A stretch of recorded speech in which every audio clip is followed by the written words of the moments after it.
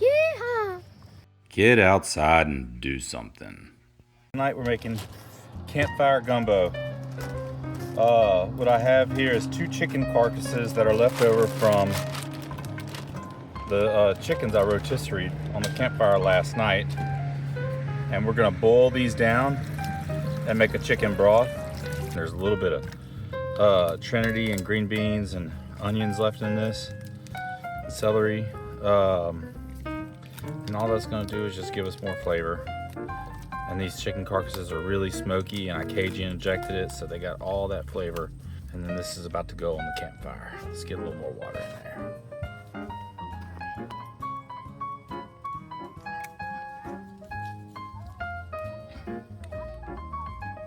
Okay, gumbo's simple. People act like it's witchcraft, but there ain't a whole lot to it. You got your sausage, andouille's best. Don't have to be andouille, but it ought to be. You got your Cajun seasoning, mine's homemade. You got chicken meat. I got a mix of white and dark. Dark is always better because your white meat turns to get stringy in the pot, but this is leftover rotisserie chicken, so I'm using what I got.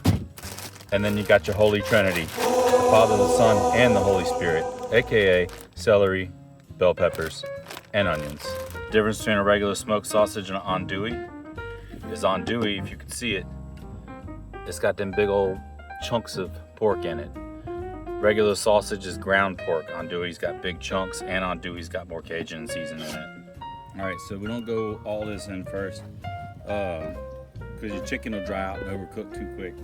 And you want that pork to render because it's got all that fat in there, and you want that grease. Plus, it's gonna make this stuff in the bottom of the skillet called gradu.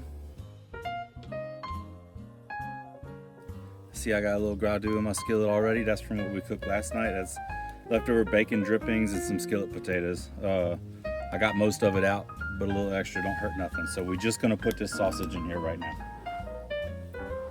Got my teenage son's gonna cut my firewood down into smaller pieces for me. We've been working with about 24-inch pieces of firewood split, but I need smaller pieces I can throw on this fire because you don't want the fire too big or too hot.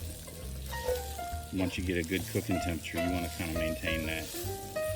You're gonna let it brown real nice on one side. Meanwhile, we got our broth over here. She was actually boiling a little too much. I had to raise my Dutch oven up and let that fire die down a little bit, but she's nice and simmering. The sausage is all done. We got one side of it is a beautiful kind of, almost like a reddish brown color.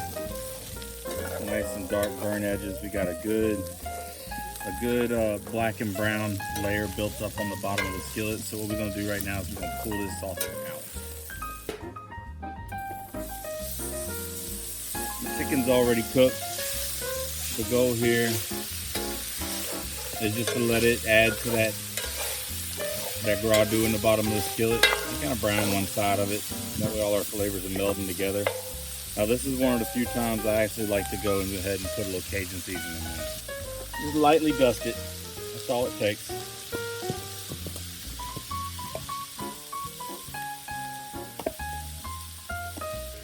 Alright, so that chicken don't take long. Got them little burnt bits in the bottom of the pan. All that white meat, you see how it's falling apart? Dark meat won't do that. But I got what I got. So normally I would make this with just chicken thighs. Alright. Speaking of broth, we're about to pop over there and check on that one and see how it's doing. Oh man, look at her. As my buddy Josh would say, she choochin'. Here's one of the other times the magic happens. When you add this, all the acid and moisture from that onion automatically deglazes the skillet. If it don't, then I'll spoon a little bit of that chicken broth on top of it. But all that gradu that's in the bottom of that skillet is gonna mix with these veggies. We're gonna cook these till they're clear.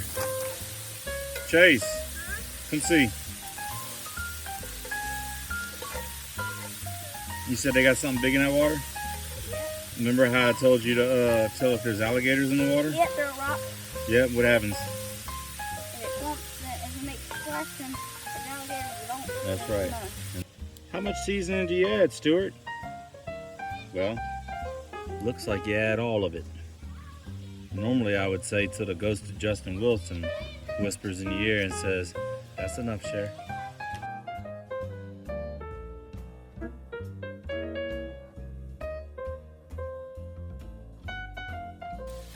Alright, that there is done. Just to keep everything together, put that meat in there.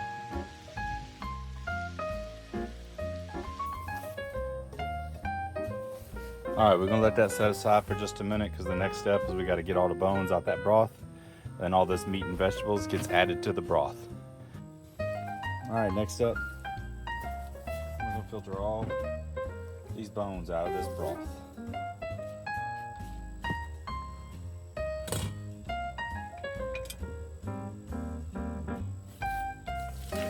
Oop, messy boy.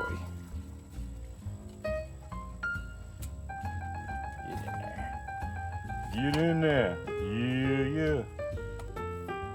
Transfer this broth back to the gumbo.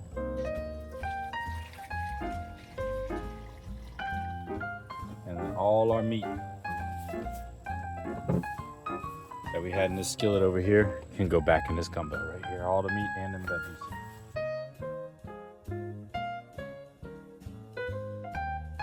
And a little bit of that Trinity left in your pan.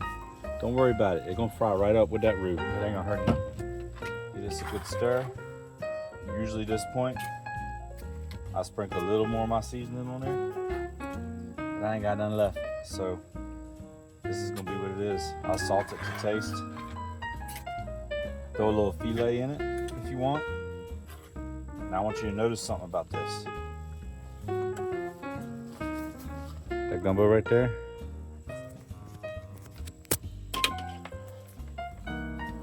Look like it already got roux in it. That's what happens when you boil that chicken carcass. You get that nice thick broth in there. That ain't nothing but flavor. You could serve that to somebody and they would think it was gumbo by the looks of it. But don't worry, I'm gonna make a roux. See y'all back at the campfire. So now it's time for the roux. For my oil for roux, I'm using some bacon grease plus the drippings left in this pan. I hate a greasy roux, and a lot of people make a greasy roux.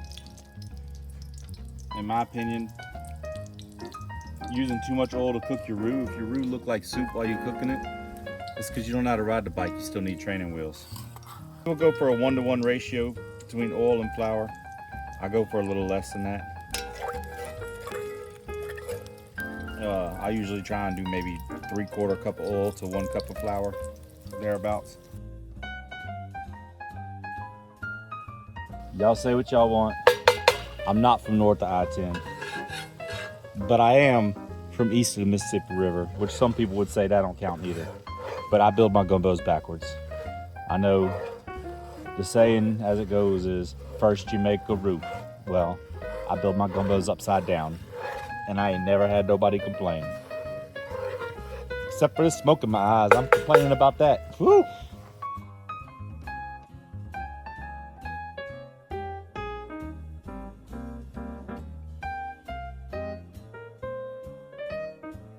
A lot of people stop their roux when it's the color of caramel.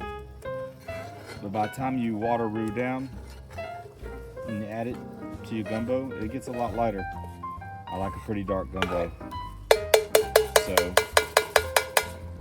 I mean, technically this is a nice color roux right here, but it'd make a real light gumbo. So I always go to dark chocolate.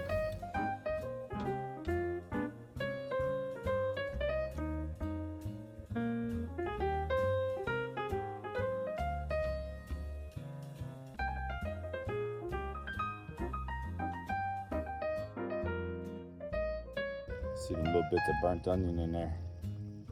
That ain't gonna hurt nothing.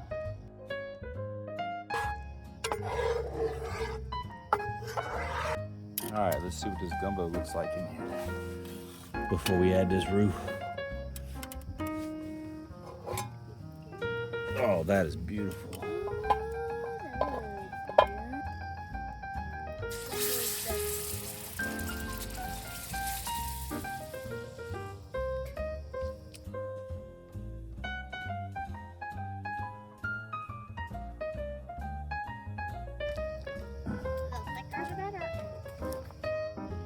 It's kind of true. All right, we're gonna add a little water to that. That way, and then let it simmer while that roux thickens it up. Got it. All right, we got our rice cooked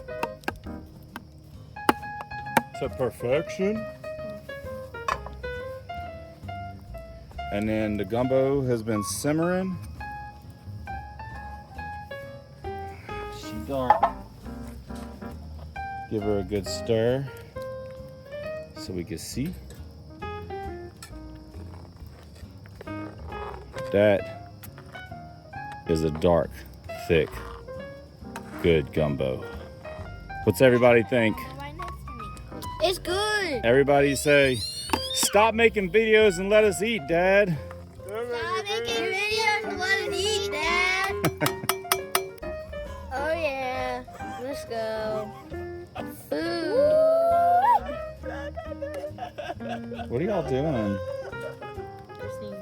We're getting antsy. These monkeys in the background. Yeehaw!